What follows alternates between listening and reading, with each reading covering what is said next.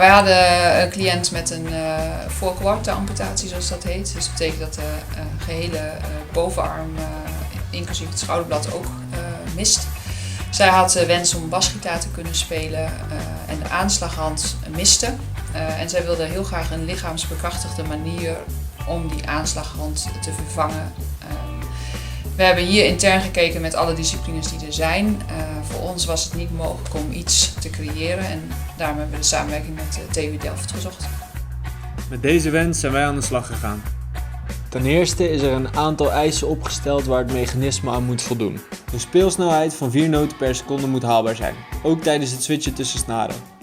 Het mechanisme moet feedback aan het lichaam geven op het moment dat een snaar wordt aangeslagen. Het mechanisme mag geen spieren overbelasten. Om een geschikt alternatief te vinden voor het aanslaan van de snaren zijn de bewegingen van de volgende lichaamsdelen geanalyseerd. De ogen en kaken, nek en hoofd, linkerduim, romp, benen en voeten. Eye-tracking en kaakbewegingen sluiten de mogelijkheid om noten te lezen en te zingen tijdens het spelen uit. Nek- en hoofdbewegingen geven kans op blessures, zeker bij snelle bewegingen. Overbelasting van de linkerduim moet worden vermeden, aangezien deze belangrijk is voor andere functies in het dagelijks leven. Dit geldt nog meer voor mensen die nog maar 1 hand hebben. De romp heeft een grote massa. Deze is te log om snelle bewegingen mee te kunnen maken. Benen en voeten zijn de beste oplossingen, omdat deze goed ontwikkelde spieren hebben en veel opties bieden in het soort bewegingen. 4 mogelijke bewegingen die deze lichaamsdelen kunnen maken zijn weergegeven. De knie omhoog en omlaag bewegen.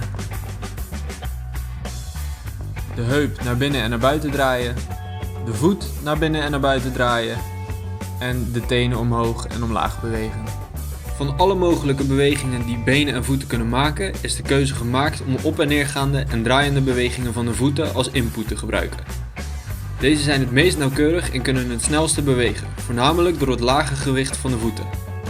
Aangezien er 4 voetbewegingen en 4 snaren zijn, is er een verdeling gemaakt voor welke beweging wat doet. Een beweging kan bijvoorbeeld worden gebruikt om een snaar aan te slaan of om een snaar te selecteren.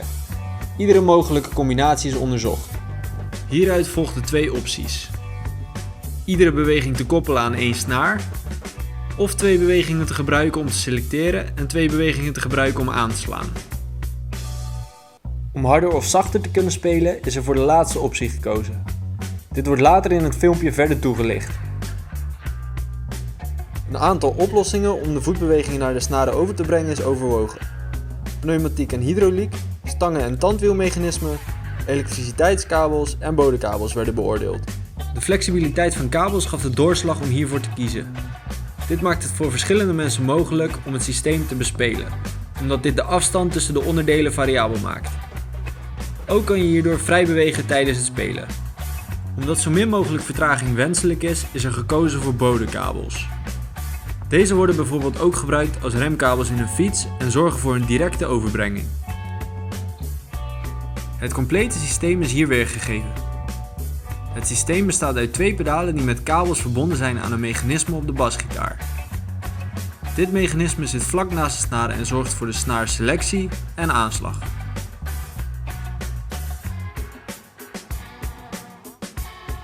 Het mechanisme op de gitaar bestaat uit een frame met daartussen 2 sliders.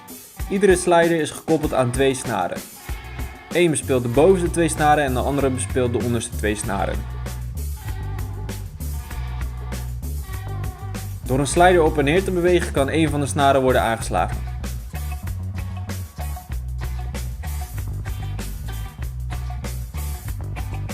De input van het systeem bestaat uit 2 pedalen. De pedalen hebben allereerst een mogelijkheid om te draaien.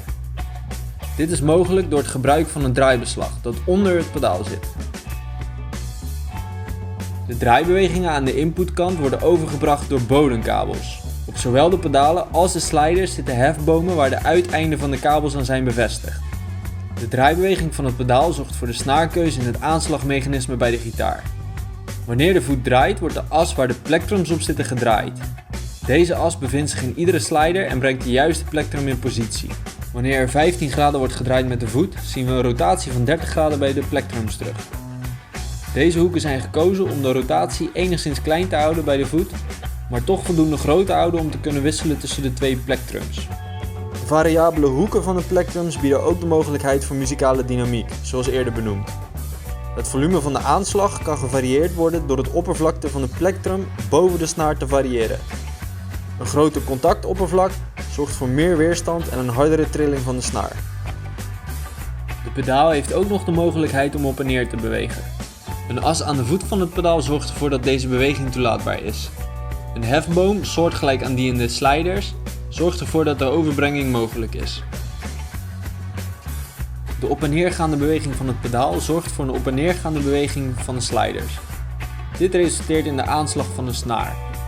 Wanneer de voet 15 graden vanuit zijn ruststand beweegt, zal de slider een halve centimeter verschuiven.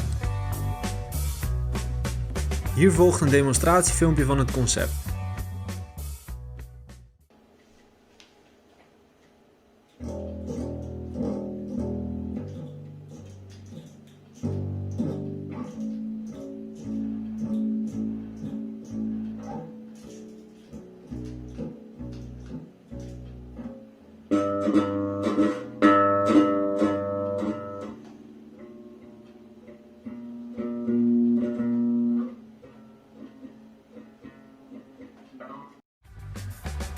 Om te bepalen in hoeverre de voorafgestelde eisen zijn behaald, zijn testen uitgevoerd. Ten eerste is getest of 4 noten per seconde haalbaar is. Hiervoor zijn 4 testpersonen gevraagd om 1. Zoveel mogelijk aanslagen te maken binnen een bepaalde tijd en 2. Zo snel mogelijk te wisselen tussen 2 snaren, gebruikmakend van dezelfde voet. Hieruit bleek dat de snelheidseis behaald is. De gemiddelde snelheid van de testpersonen was 5,7 noten per seconde en de gemiddelde tijd nodig om te switchen tussen 2 snaren kostte 0,22 seconden. Dit komt neer op bijna 5 noten per seconde. Een tweede test is gedaan om de feedback te testen. Dit is gedaan met een sensor die meet welke kracht er nodig is om de pedaal op en neer te bewegen. In de grafiek is een rode en een blauwe lijn geplot. De rode lijn geeft de kracht aan en de blauwe het geluid. Zoals goed te zien is, stijgt de rode lijn tot het moment dat er geluid te horen is. Na het geluid daalt deze lijn. Dit geeft aan dat zodra de snaar wordt aangeslagen, een verschil in kracht meetbaar is. Het verschil in kracht duidt op feedback.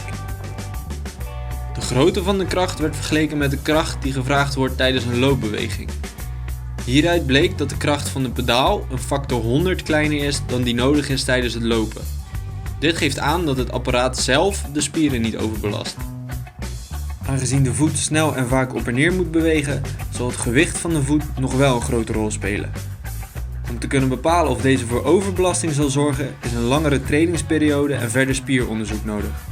Het mechanisme maakt het mogelijk om een basgitaar met 1 arm te bespelen en voldoet deels aan alle eisen. Er is echter nog een aantal verbeterpunten nodig. Er zal verder onderzoek naar belasting op de spieren moeten worden gedaan.